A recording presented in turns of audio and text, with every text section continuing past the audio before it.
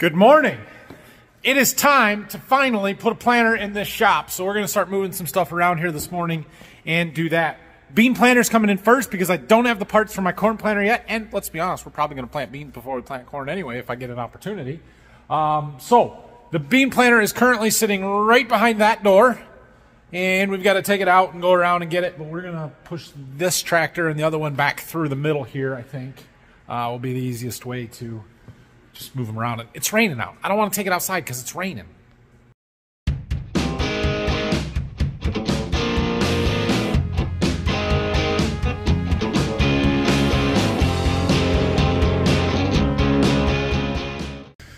Oh, well, we got to move some stuff out of the way. I got the lawnmower to start.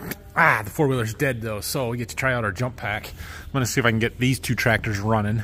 This one, we just need to move, the 8430, because, yeah, but we're going to hook it up to the 8R, so let's just see if they'll start to start with here. It's not warm today, but it's not super cold. It's got to be in the mid-30s. Oh, yeah. No problem there. This one I'm a little less optimistic. Oh yeah, she's good. Excellent. We'll let them warm up for a second. We got it. So some of you may remember I bought this thing a year ago and then it didn't work. But it powers up and everything. Well, I tried the old one. Well, they sent me a new one under warranty. So I got that. I tried the old one to see if it would work because it's a four-wheeler. It ought to work, right? It's just a little thing. It did not. So I got the new one and I tried that with the same little connector plug thing here as I had used on the old one, and it didn't work. I got the new one and it did. So now I think that it's this piece that's bad and not that. I don't know. Whatever, we're just moving it out of the way here. We'll get the 8430 out of here. Oh boy, you guys see that truck down there at my barn? It'd be a propane delivery. I bet that one's gonna be expensive. Oh well. Dad keeps telling me I should just bury a line from that tank to my new house. It's just not a bad idea, but it's a long ways to go. You know what I should do? I should go hook up to that grain cart and see if I can get the rest of our data off of it, because all that stuff is still in here. Let's do that. Before we hook up to the planter, we're going to try and get the rest of the data off of our grain cart so that I can take that out of here and all the wiring harness that goes with it. All right, well, I did get what I needed off of this grain cart. All we had to do was hook up two different wire harnesses, and now we're done so we can unhook them again. We never cleaned this up from fall. We should really do that, but it isn't going to happen now, so this will probably be something we do this spring when we're rained out of the fields and looking for something to do. Whoop. We'll hook this up and do a little power washing would be my guess. Looks like our jack is sunk. Well, that'll be fun. Ay. But at least we have now gotten the data off of it, so this box can come out. That whole mess of wires down there can come out. We got new wires to come in, but we don't need this mount in here anymore. I'm going to need that in the other tractor, actually. That monitor, that's a camera screen for the cameras on the grain cart, and I use it for the ones on the corn planter, so I guess I'm going to need that. We'll get it all set up. Don't worry, we'll get her set up. Got it. Okay, we're going to pull ahead just a little bit, and then we got to hook up lots of hoses. Okay, so this planter has 4 hydraulic hose sets and then some wire harnesses. I had to get this one. This is the fold box to control the fold functions. Yeah, I think we've got everything hooked up. So the wing wheels on this planter settle when it sets for any amount of time at all, like even more than a couple of days. So I don't think I'll be able to pull them up with the box. We can try, but I'm going to pull it out of the barn first just in case. I don't like it when I'm too tight to things in case something happens that I'm not expecting. You know, the outsides settle or something and then fall down into my corn planter. That would be a bad deal. So we'll take it outside, get it completely unfolded so we can set it down, rephase all the cylinders, and then get everything working the way it's supposed to.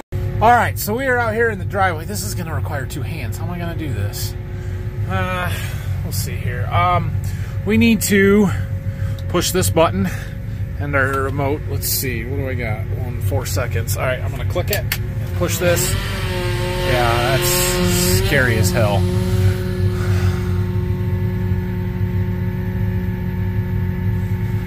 Okay, now our wing wheels are all the way down, so we should be able to support them. Yes, there we go. And now we can unfold.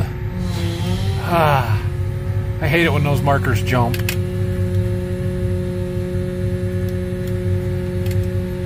hold on, something's not working right. You gotta let the wings down first. It's been a while. It's been a while. I knew that. It won't unfold with the row units up because they will hit the tank. So we gotta pull our cylinder stops out of here. We put those in so they don't settle, so they don't hit the planters that they're sitting next to. Makes sense, right? You just gotta remember these things. Now, let's try this again. We should be able to let those wings down. There we go. That's better. Okay. And now that those are down, it should unfold, like so. And we got to make sure our tractor's in neutral just in case it, so it can roll a little bit. Yeah, it timed out. I can't do two things at once, but anyway, we're good. There, like that. See how we're rolling just a little bit? Okay, but now you'll notice our planter has a big droop in it. The wings are way down, the center's way up. That's that out of phase cylinder, so we need to set it down and rephase everything. So now we're fully unfolded. We're gonna set this over to plant mode from transport. We're gonna start driving forward real slow, and then we're gonna lower it down. The wing are gonna hit first, and then you gotta be moving so that they can kind of work their way out and not just slide and break stuff. Nice and easy until that center frame is perfectly level. There we go. And now when we lift it back up, it should lift and stay fairly level. Much better. Okay, everything's good here, so we're gonna fold it back up and then we're gonna go get the stuff out of the shop, clean up in the back, and we'll get this put in here in a little bit. All right, so we got the back of the shop cleaned up a little bit. We need to get these tractors and the gator out of here so we can bring our planter in. It's outside. You guys have been begging for this, so we're putting our decal on the new tractor. So I'm making sure we've got it centered and everything. Brock's here. Say good morning, Brock. Brock can't talk today. So I think I've got it where I want it, and we just got to figure out how to peel the back off and get it stuck, and it should be fine. So we're getting it. We're getting closer. It took a while to get the backing peeled off because they just kept ripping. I've had this for quite a long time, so that's probably why. And then I sprayed some glass cleaner behind it so that we could position it and make it move around and stuff. But now I don't know how to make it stick. So we're gonna let it sit there for a little while and see if it dries. The letters are all to it, and we squeegeed it out. There's not too much for air bubbles. It looks really good, but they're not stuck enough that I can peel the paper off the outside. So hopefully it dries. Maybe I shouldn't have sprayed that glass cleaner on there, but I don't know. It's there. There's no wrinkles in them because I did that. If I would have not had it, then I probably would have gotten wrinkles. So, all right, we're gonna just go ahead and park this in the back. We're gonna move it forward first because I want to put that tractor facing out at the back in case somebody comes and buys it. We'll put this one behind it, put the gator back there, and then we'll get a planter inside the shop. Any day we get to drive an 8RX is a good day. Oh yeah. So we're just pulling this ahead. That one we should be able to do a U-turn. Yeah, moving stuff around. Okay, that one's out of the way. I put the gator in the back. Now we're gonna move this tractor. Beautiful, 8300 for sale. Fires right up. For sale. I did have somebody call about it this weekend. Come on. back it down. See if our turning radius, one-handed, I can't do it. Okay, the front of the shop is cleaned up. We have got to move the forklift yet, but we're going to do that in a second. So we have got to open the center doors in order to get this planter in here and unfolded, because it actually has to go back through, and it's a little tight. It is very tight, but we're going to get it. So Brock's going to help guide it and everything, and we'll make it fit. It is important that we be almost perfectly centered, so we kind of use the lines in the concrete as a guide here. Keep us right where we need to be. Somewhere in here, basically we've got to let our wing wheels down, and we've got to clear that post and the yellow post and get it to fold out in there. So I think we're pretty close here. Looks good there. Looks good over there. Now the question is, are we going to suck it in enough to not hit the back wall? Golden. This is why we can't have a 60-foot planter. I wouldn't be able to unfold it in the shop. Okay. It's close. Is the door going to close, Brock? Oh, yeah. So that's good. It'd be a little tight to walk through there, but we can get through here. We can walk underneath there if we need to. This one, the hitch is up high. We can move this stuff, and then we got plenty of room behind here to work. So we should be good. We can close our center doors.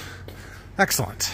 One of the nice things about this planter is that these back row units will fold all the way up out of the way, so you can kind of work on the back rank and then fold the back ones up, and at least it gives you a little bit more room and better access to get into the ones in the front there. So I'm not 100% sure what all needs to be done to this, to be honest.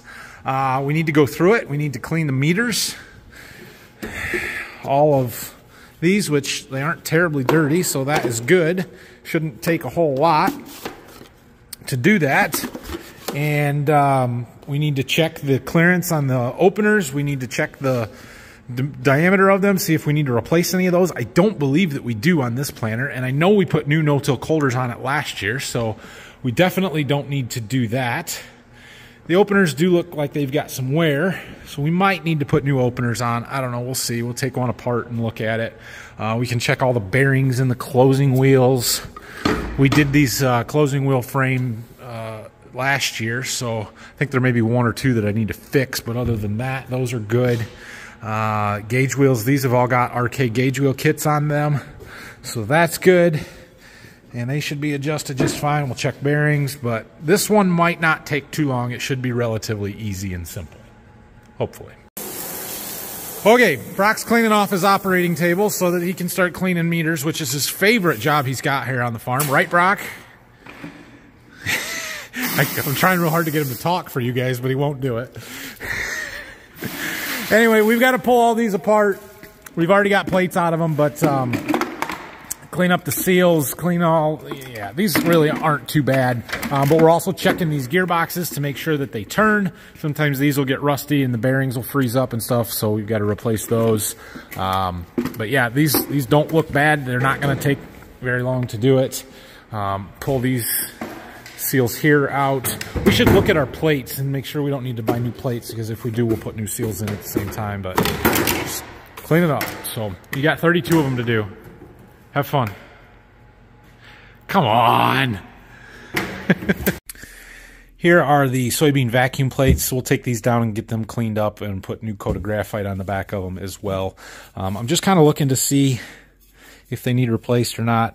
Looking for grooves on the back. There's clearly a wear strip here where it's rubbing on that seal on that door, and it'll leave little grooves and stuff. That's why we number them. Number 2, make sure they always go back in the same row so that the seals are worn, or the plates are worn into the same seals and stuff. Otherwise you get gaps and it doesn't seal as well. But if it gets more than, I don't know what it was, 1/8 of an inch for sure, maybe even 1/16 of an inch deep grooves, it's time for new plates. These have some grooves. They're not perfect, but I don't think they're bad enough that we need to replace them. Just looking at a couple of them. There's a little bit of a lip here and a little bit here. like I said, I don't think it's enough to replace them, so we'll clean them up and paint them and run them again. Well, while Brock is cleaning up meters there, I am cleaning out wire harnesses, and all of this, except for this one, except for that one, all of this is a wire harness for the grain cart, and it creates such a mess. I hate that wire harness. It's for the scale system and the joystick, and I get it, but man, is it inconvenient. So anyway, we've got that cleaned up a little bit better. Now I need to go and get the stuff out of the office that's for this planter and get that mounted up here. Well, while looking for a wire harness for the planter, I realized that the one that I'm looking for is still on this tractor. It's this one. I'll show you that end of it when we get out there. But it goes underneath this panel up into the cab here, and it's plugged into a convenience outlet. And if we are going to switch tractors ever, which I do not intend to, but that's half the reason we're keeping this tractor around, is in case something goes wrong with the 8335R, we can put the bean planter on here. It would be nice to not have to move this harness back and forth, as difficult as it is to get to. Here is the other end of that, and you can see we've got a couple of big prongs and then 3 small ones. What that is battery powered. There's another harness that plugs into it right here that goes straight up to the battery, and then that ties in, and that's the big prongs. The 3 small ones are the ones coming from the keyed, constant keyed and ground port in the cab there, and that provides power for the electric air compressor on that planter. Now, we could take this off and put it on the other tractor. Problem is, if we move it back and forth ever, we have to do that again, and as nicely routed and built in as that is, I think I'd rather just get another one. So I'm gonna order one of those wire harnesses, and we're just gonna put a second one on that tractor, and then we don't have to worry about moving it back and forth. That is what this one plugs into. You can see those matching 2 big and 3 small pins, and I can put it right in there so that it's got a nice spot to connect to, and we can wire it in real nice on this tractor just like the other one did. And that powers this electric air compressor. This planter was kind of the in-between when they went to air downforce with the electric compressor. That one happens to be mounted outside the cab. We had a corn planter with it mounted inside the cab, but it's before they went to the active pneumatic downforce, where it actually has sensors that will sense the pressure on the gauge wheels and automatically adjust the pressure in these airbags to keep the air planter in the ground, the row units. So that one is manually controlled with the screen in the cab. It's kind of halfway to the electronic version, but it's not fully automated where it goes up and down all by itself like our corn planter is. The corn planter has a hydraulic compressor mounted on the rear tank. It does not use that electric, so it doesn't have that wire harness, which is why I don't have it on this tractor that I have been using to plant corn with, because that one has a hydraulic compressor. The other option I suppose we have is to do away with the electric compressor and put a hydraulic one on here. Wouldn't be incredibly difficult to do and would make this planter a lot nicer, but it would probably be expensive, and it would cost quite a bit to add the sensors and probably a whole new backbone harness, controllers, all kinds of stuff to get active pneumatic downforce. So yeah, probably not a good option. And then to do even better and go to hydraulic downforce, you're probably looking at, I don't know, 40 grand to go to hydraulic downforce on here would be my guess. How we doing? Getting stuff nice and clean? Yeah? Any cracks? Any broken pieces that we need to fix? In your opinion, are these sensors still functional and good? And dang, what can I ask him to get him to talk?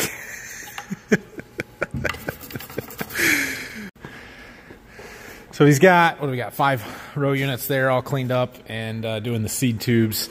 So those row units, obviously, they sit on top of here, and then yeah, we're gonna need to do a little washing down in there before we put stuff back together. It's a little dirty, so we'll get there. But these are the seed tubes, so they sit down inside there as well. The seed drops through them. There's a sensor on there that counts the seeds as they drop past, and they'll get dirt and dust and seed treatment build up in there, so you got to clean them out so that the sensors can see seeds and track of how much we're planting and all of that good stuff. So I imagine once he gets these last couple of sensors cleaned off, we'll pull off some gauge wheels and row unit or opener blades and do some measure and see what else we need to do if any of that stuff needs replaced.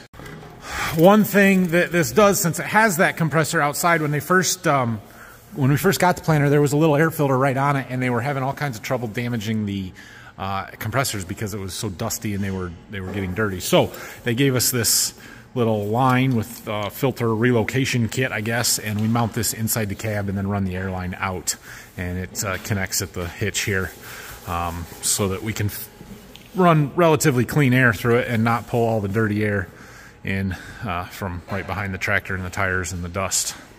So what I'm trying to tell you is we have to mount this in the cab. We're going to do that.